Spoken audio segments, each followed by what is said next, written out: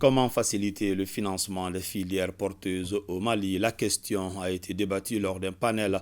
La Chambre du commerce et d'industrie du Mali a réuni les opérateurs économiques autour du sujet. Le ministre du Commerce et de l'Industrie, le ministre de l'Industrie et du Commerce était l'une des personnes ressources de cette problématique.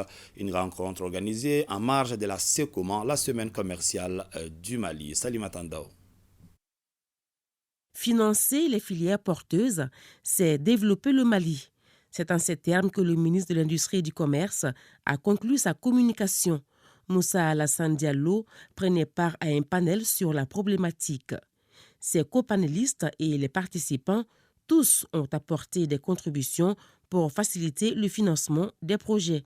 Mais avant, il était nécessaire pour eux de situer les facteurs défavorisants des investissements des filières porteuses. Les mécanismes de financement, les instruments financiers par lesquels les banques classiques aujourd'hui, les banques commerciales, ont mis en œuvre pour assurer le financement des filières, des entreprises, ne sont pas adaptés aux filières porteuses, ne sont pas adaptés aux PME du secteur informel. Parce que pour financer un dossier, l'analyse du risque bancaire est fondée sur des instruments financiers. On va vous demander un plan de trésorerie prévisionnel, on va vous demander un compte d'exploitation, on va vous demander un schéma de financement. Quand une entreprise est dans l'informel ou quand il s'agit des filières porteuses, ces instruments financiers n'existent pas. Tout comme les modérateurs, les acteurs industriels sont convaincus qu'il faut organiser les filières et faire des alliances commerciales.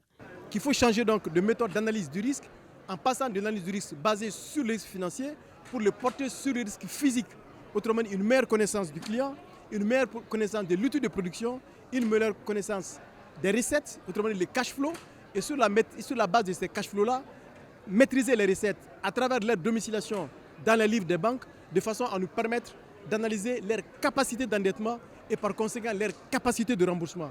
C'est ce mécanisme-là que nous allons développer avec les banques. Ce panel est inscrit à l'agenda de la SECOMA, la semaine commerciale du Mali. L'événement est mis à profit pour faire des réflexions et échanger sur les défis du monde des affaires.